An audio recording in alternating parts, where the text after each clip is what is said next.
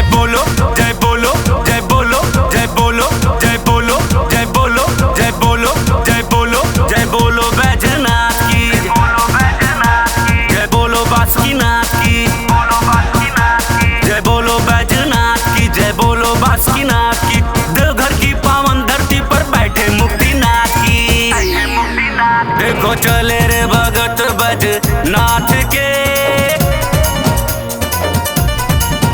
देखो चले रे भगत बैजनाथ के, चले रे भगत विश्वनाथ के, चले रे भगत बैजनाथ के, चले रे भगत विश्वनाथ के।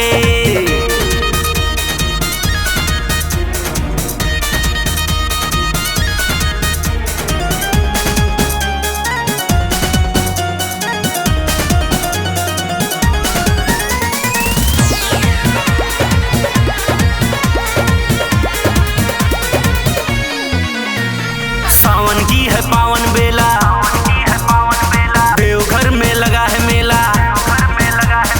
सावन की है पावन बेला, देवघर में लगा है मेला। कांवर लेकर वो जाते हैं जो है भोलेनाथ के चेला।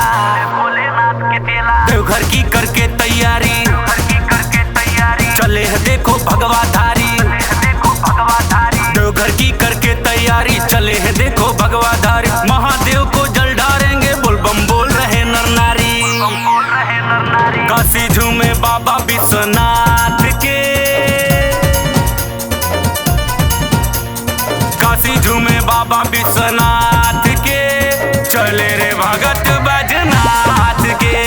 काशी झूमे बाबा विश्वनाथ के, चले रे भगत बैजनाथ के।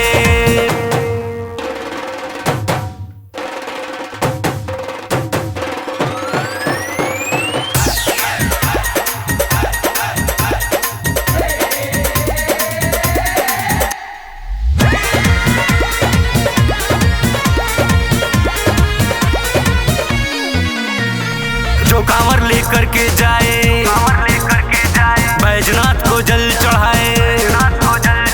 जो कांवर लेकर के जाए, बैजनाथ को जल चढ़ाए। जीवन भर उस भक्त के आगे पीछे दुख संताप न आए। महादेव का जो है पुजारी, कभी न रहता है दुखियारी। महादेव का जो है पुजारी, कभी न रहता है दुखियारी। बाबा उसकी रक्षा करते जो है श्रीधर का दरबारी। द्वादश ज्योतिर्लिंग की,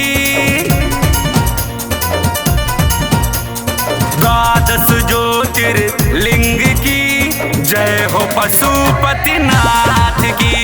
द्वादश ज्योतिर्लिंग की, जय हो पशुपतिनाथ की। जय बोलो जय बोलो जय बोलो जय बोलो जय बोलो जय बोलो जय बोलो जय बोलो जय बोलो बैजनाथ की, जय बोलो बासुकीनाथ की, जय बोलो बैजनाथ की, जय बोलो बासुकीनाथ की। देवघर की पावन धरती पर बैठे मुक्तिनाथ की।